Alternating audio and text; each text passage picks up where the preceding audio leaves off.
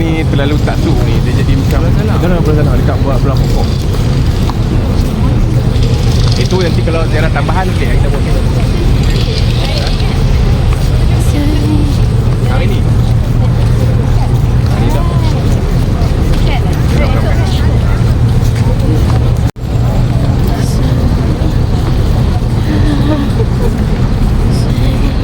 Itulah apa tapak asal masjid Nabi buat kecil yang Pak Sagi tu. Ada situ. Kalau kita lelaki, masa kita masuk tadi, construction dia buat tanda, dia ada satu lubang atas tadi tu. Yang tu bawah tu Pak Sagi tu kan kawasan asal Masjidil Quba. So ini dah diperbesarkan. Okey. 2, 3. Nampak orang ramai-ramai duduk tu. Abang kopiah hijau tu, nampak ada seorang abang kopiah hijau tu. Semua tu mereka duduk keliling apa tu. Di situlah ada sebuah perigi nama Bi'rul Khitam. Cincin yang tulis Muhammad Rasulullah. Ingat tak? Kalau dulu ada lagu Lau kana bainana al-habib, kan logo dia Muhammad Rasulullah tu kan. Cincin tu jatuh dalam tu. So nama perigi tu nama Bi'rul Khitam. Bentuk dia buat lebih kurang sama macam perigi Abu Talhah yang dekat Masjid Nabawi pintu 21. Nanti kita cerita kat Madinah. Dia punya design dia sama aja. Saya situ tempat dia duduk, saya lagi boleh tangkap gambar. Bagus, tempat barakah. Allah nak semadikan cincin Nabi pun dekat situ juga. Okey? 2, 3. Tengok belah sana. Nampak ada auto space tu? Bangunan macam spaceship tu. So menghadap ke arah sana lah semua. Sebelah kiri ada nampak tak bas duk beratok-beratok tu? Nampak ada semua? Ajar nampak tak? Nampak. Ajar dah tengok saya, macam mana boleh nampak? Ya, tengok belah sana. Okey. So ke arah sana kalau kita berjalan, kita akan lalu lorong. Dia ada lorong straight saja, straight dan menghadap ke arah sana. Tiba-tiba sebelah kanan tuan-tuan, kalau tuan-tuan berjalan di sana, yang ni siapa yang nak pergi belah ni nanti sembang dengan mutawif. Mutawif ada aja masa free, apa boleh bawa, dia tanya. Tapi dia tak ada dengan saya lah ni, sebab kalau pergi ramai-ramai macam dia tak boleh nak masuk. Bas pun parking kat luar. Dia tak boleh masuk. So kalau pergi dengan macam grup-grup kecil-kecil, satu bas ke apa, senang nak masuk. Okey. So lalu lorong tu terus ya, nanti belah kanan akan ada satu masjid. Masjid tu kecil ya. Besar ni ya. Besar ni ya. Besar ni ya. Kecil ya sama tu. Apa nama dia? Masjid Musabbih. Masjid Nabi semayang subuh pertama masa Nabi sampai. So mana Nabi mai daripada belah sana. Sebab apa?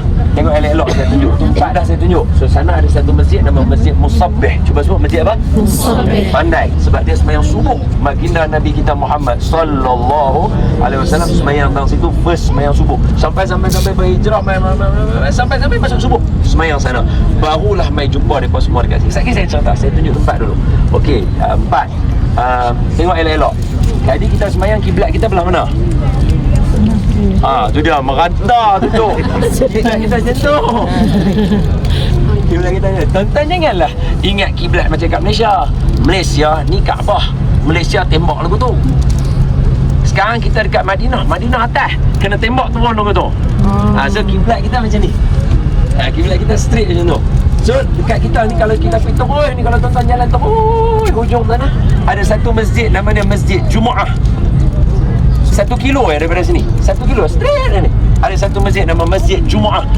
Tempat tapak pertama Nabi sampai sini, Nabi sembahyang Jumaat. Situ. Saya cerita kat tuan-tuan. Masjid Jumaat. Lajak terus depan sikit sampai dekat satu lagi masjid 3 kilo daripada sini. Masjid tu besar, cantik, ada kubah warna hijau. Apa nama? Atau masjid apa lah? Semalam tadi pagi semayang. Masjid Nabawi. Ada kita pergi masjid sana. Dia kena tahu lagi pula tu.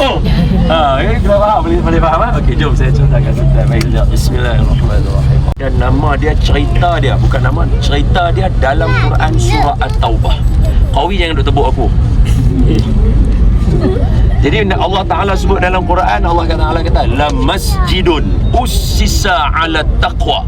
So clear Allah Ta'ala sebut masjid ni dibina atas dasar taqwa.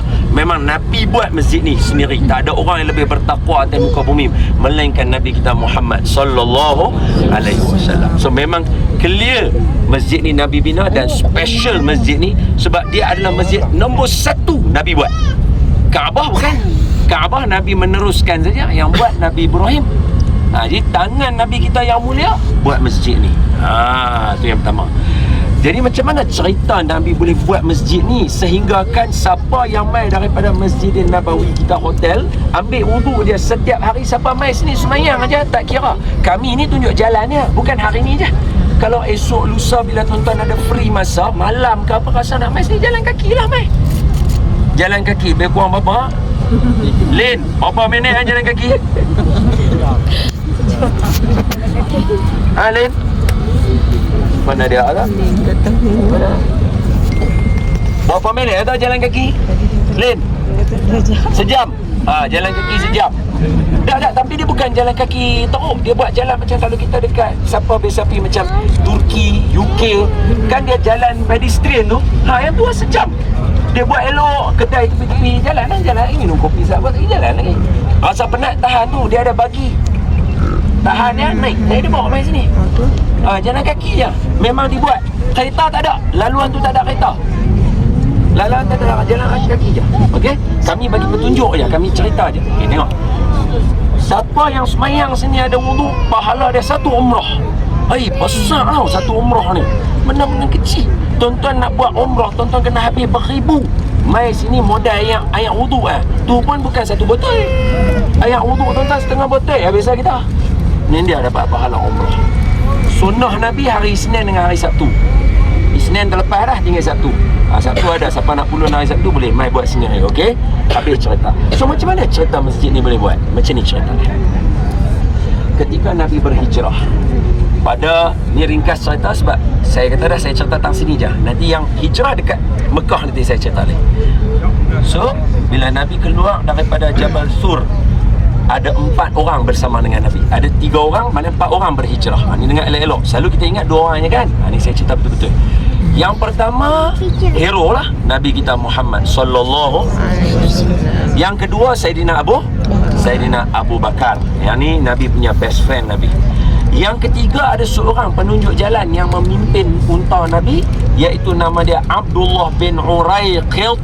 Ada ta belakang. Abdullah bin Uraiqit. Cuba sebut. Abdullah bin Uraiqit. Macam lain je bunyi nama dia. Abdullah bin Uraiqit. Dia bukan orang Islam. Dia masih menyembah Lata dan Uzza masa tu.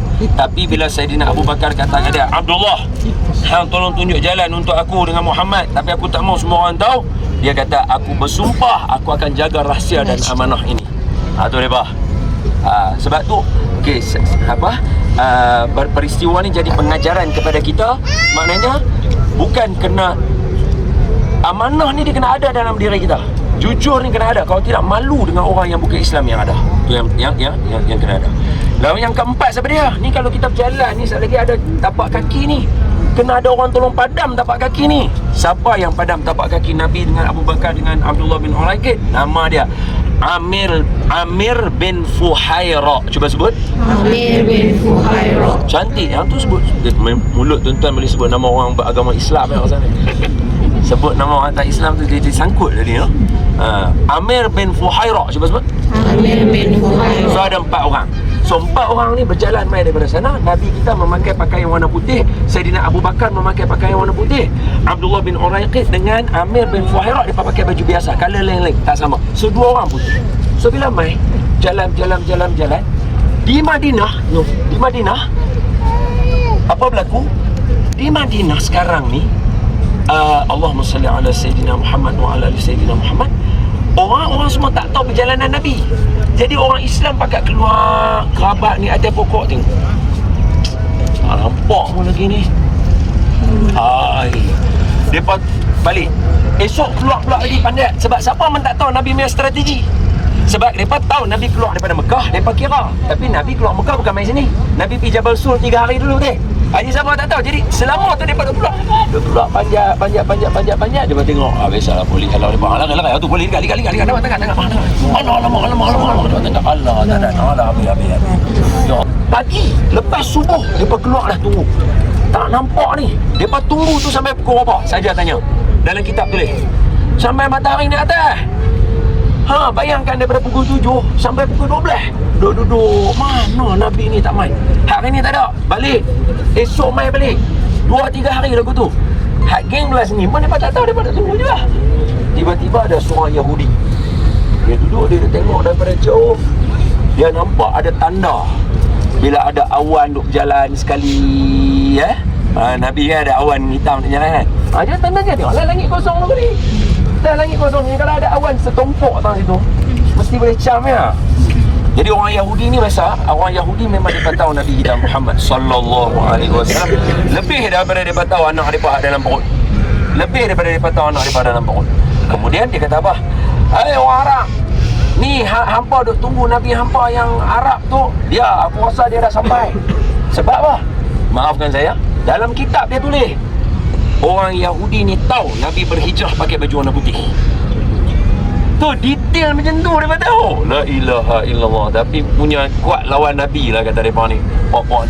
So dia tengok ada dua orang baju putih mai. So mai lah. Bila mai tu hak yang orang Islam yang ada dekat rumah ni. Allahu Akbar, Allahu Akbar. Semua macam tu. Tapi masa tu Nabi dah sembahyang subuh dah lah. Nabi dah sembahyang subuh dah, Nabi dah mai. So Allahu Akbar, Allah bakal mai bersambut. Dia unta mai tipai ikut mai. Oh, Amir bin Fuhairah belakang sebab dia duduk padam tapak kaki Nabi dengan ni. Lepas tu saya lagi siapa seorang lagi? Abdullah apa tadi? Abdullah apa tadi? Dah lupa pula dah.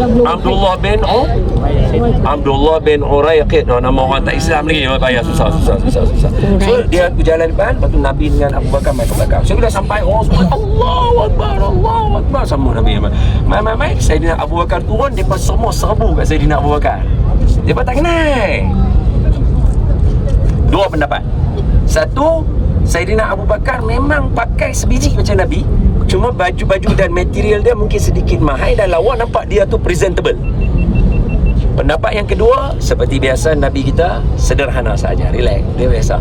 Jadi bila semua orang serbu dekat kawasan sini, orang semua serbu Nabi, Saidina Abu Bakar. Macam mana Saidina Abu Bakar nak tolong So orang semua duk salam ni lah. Kita bayangkan lah. Orang memang ya. Macam mana nak kata bukan aku ni? Orang semua duk excited. Allahu Akbar, Allahu Akbar. Biarlah cuba bayangkan. Tuan-tuan tak kenal saya. No lah Rasulullah. Mesti semua orang macam alamak, nampak hina sangat betul tak kan? Nampak macam apa ni beriman ke mana? Jadi macam mana Saidina Abu Bakar nak buat? Ditakdirkan Allah ketika Saidina Abu Bakar duk fikir tu, matahari memancar ke muka Nabi. Dia Nabi panas. Bila macam tu, Saidina Abu Bakar ambil ridak dia. Dia buat kat Nabi macam tu. Orang semua, sila hari. Ya, orang kenal Nabi. Jadi semua orang pergi mai salam Nabi apa semua mai cerita. Maka Nabi kata aku nak bermalam dekat sini. Maka Nabi bermalamlah di rumah sini. Siapa nama rumah tuannya? Nama dia Kulthum. Nama dia. Siapa nama dia? Kulthum. Aiwah, dia lelaki. Umi Kalsum lain. Ini Kulthum nama dia. Siapa nama dia? Kulthum. Saidina Kulthum tu ada sampai lah. Sampailah ada. Dulu memang boleh masuk. Lah ni bukan tak boleh masuk, untuk construction. Ada seorang hamba Allah yang kaya raya, dia beli kawasan tu, dia reservekan rumah yang Nabi duduk, tempat yang Nabi duduk pun masih ada lagi sampai sekarang. Kami semua sempat, dalam tu ada satu telaga. Telaga tu Nabi ludah dalam dia. Telaga tu sampai hari ni masih mengalir. Inilah mengairi pokok-pokok yang ada dekat sini semua. Hasil daripada air yang keluar daripada telaga yang sampai hari ni, Nabi ludah telaga tu ada dekat sini. Okey. Nabi kata aku nak bina masjid. Maka para sahabat yang mana ada keliling pakat bagi menyampaikan berita, ramai para sahabat main ni dekat 100 orang penuh. Maka pakat bina masjid Quba sama-sama.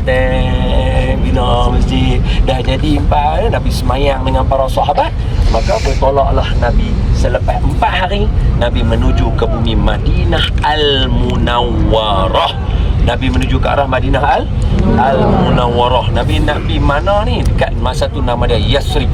So 100 orang jalan dengan Nabi sampai tengah jalan hari Jumaat, masuk sembahyang Jumaat. Nabi sembahyang dekat Masjid Jumaah, tempat pertama. Kalau siapa mai jalan kaki, nak dekat sampai sini lagi 1 kilo, Masjid Jumaah tu ada kat sebelah kiri tuan-tuan. Kalau tuan-tuan mai belah sini. Okey, nanti kalau siapa jalan kaki. Khalas, habis cerita. Di sini ada satu lagi masjid lawan kepada masjid ni. Mana tempat dia? Nama masjid dia dekat situ. Allah nak tunjuk macam mana ramai orang. Okay, tengok elok-elok. Ni masjid, nampak tiang tinggi ni?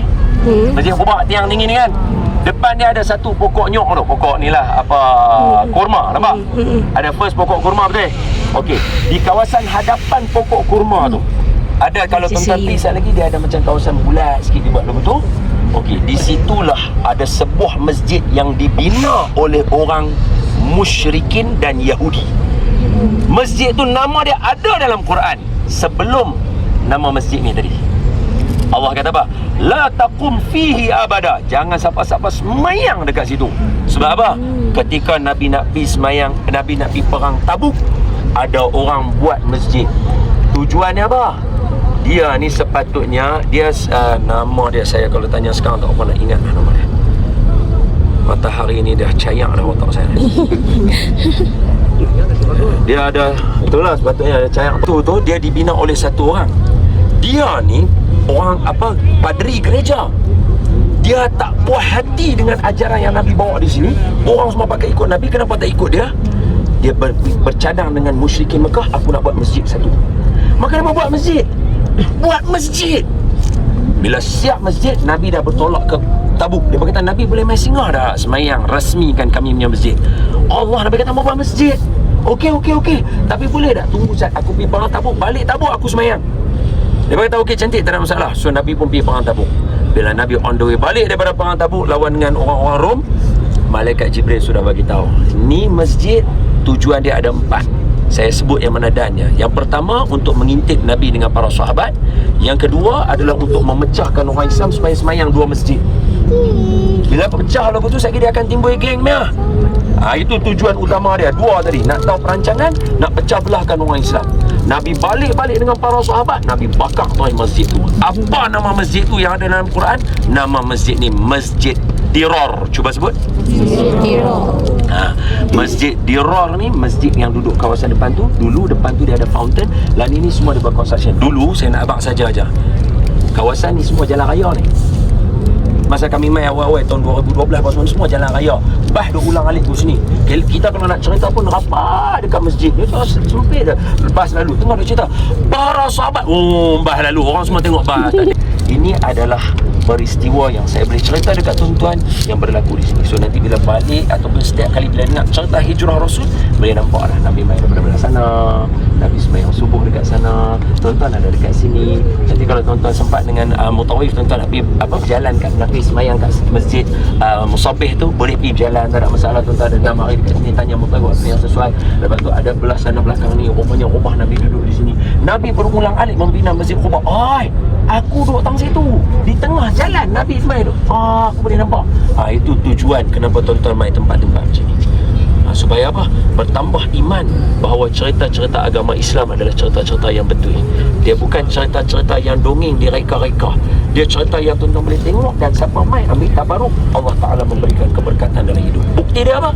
Tengok Nabi bila Isra' Mi'raj, Jibril suruh Nabi semayang. Muhammad turun sini semayang. 2 rakaat Nabi semayang. Jibril tanya, tahu tak tempat apa? Tak tahu. Inilah nama dia Taibah, Madinah. Kamu akan hijrah tempat ni. Kita tengok semayang. Mai tempat barakah, semayang. Mai tempat barakah, semayang. Sebab apa?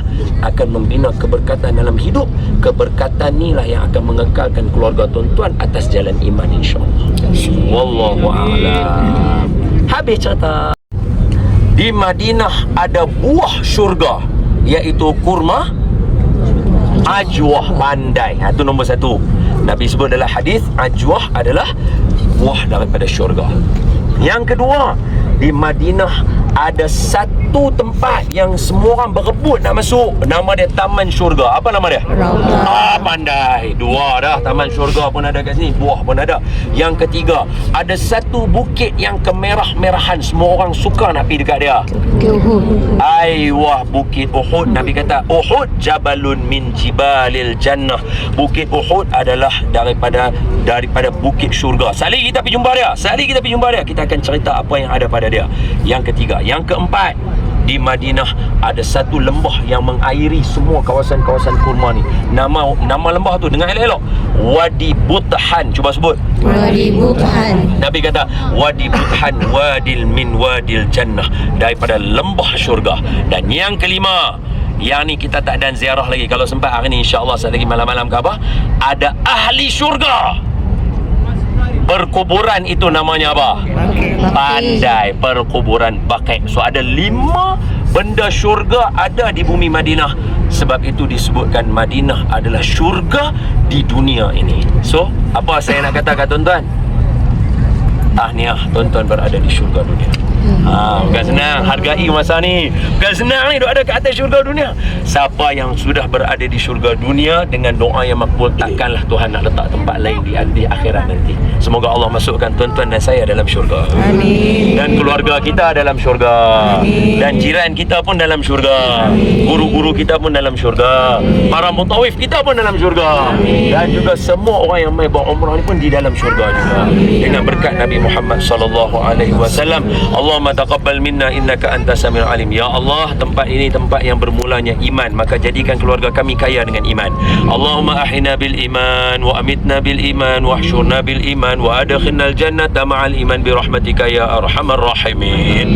Ya Allah, jadikanlah anak-anak kami semua anak-anak yang soleh dan solehah. Jadikanlah kawan-kawan anak-anak kami juga kawan-kawan yang soleh dan solehah.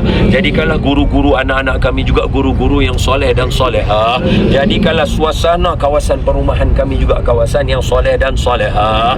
Jauhkanlah kawasan rumah kami, pejabat kami daripada segala bala, penyakit, wabak, kecurian, kemusnahan, kebakaran. Ya Allah, peliharalah perjalanan kami semua dan jadikan semua jemaah mahabatin dikurniakan dengan umrah yang mabrurah, sa'i yang mashkurah, zamban yang maghfurah. Ya Allah, panjangkanlah usia para mutawif kami ya Allah, agar mereka boleh membimbing kami dan membimbing umat Islam lagi ke arah menjadikan ibadah umrah ibadah yang benar. Jadikanlah kepada kami semua ini ya Allah kebaikan di dunia dan di akhirat. Sihatkan tubuh badan kami, kuatkan kaki kami untuk berjalan dan menziarahi dan menyempurnakan rukun umrah, dan jadikanlah kami di kalangan hamba-Mu yang bertakwa. Wa sallallahu ala sayyidina Muhammadin nabiyil ummi wa ala alihi washabihi baraka wasallam. Ya Allah, kami mengambil kesempatan tempat mustajab doa ini, iaitu Allahumma inna naj'aluka fi nuhuri a'da'ina wa na'udzubika min syururihim. Allahumma baddid syamlahum wa farriq jam'ahum wa shattid kalimatahum wa zalzil aqdamahum wa sallit alaihim kalban min kilabik ya qaharu ya jabbaru ya muntaqim ya Allah. Allahumma ya munzilal kitab wa ya mujriyas sahab wa ya hazimal ahzab ihsimhum wansurna alaihim. Allahumma ansuril islam wal muslimin wal mujahidin fi kulli makan wa fi kulli zaman wa fil ardil islam walhamdulillahi rabbil alamin. Okey, lepas ni